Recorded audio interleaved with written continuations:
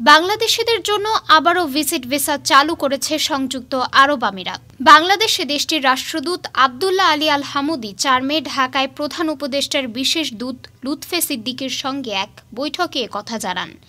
বৈঠকে আল হামুদি বলেন, দুই দেশের মধ্যে টানা কূটনৈতিক তৎপরতার ফলে বাংলাদেশিদের জন্য ভিসা ইস্যু পুনরায় শুরু করার ক্ষেত্রে উল্লেখযোগ্য অগ্রগতি এসেছে। ঢাকায় তাদের দূতাবাস বর্তমানে প্রতিদিন ৩০ থেকে ৫০টি ভিজিট ভিসা ইস্যু করছে।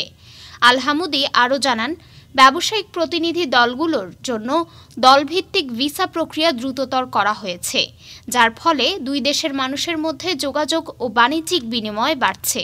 রাষ্ট্রদূত বলেন, আরব আমিরাতের মানব সম্পদ মন্ত্রণালয় দক্ষ কর্মীদের জন্য অনলাইন ভিত্তিক অ্যাপয়েন্টমেন্ট ভিসা ব্যবস্থা পুনরায় চালু করেছে। মার্কেটিং ম্যানেজার ও হোটেল কর্মীদের মতো পেশাজীবীদের ভিসা ইস্যু করা হয়েছে। এছাড়া ৫০০ নিরাপত্তা কর্মীর ভিসা এরই মধ্যে ইস্যু হয়েছে এবং আরও ১,০০০ ভিসা অনুমোদিত হয়ে শিগগিরই ইস্যু করা হবে।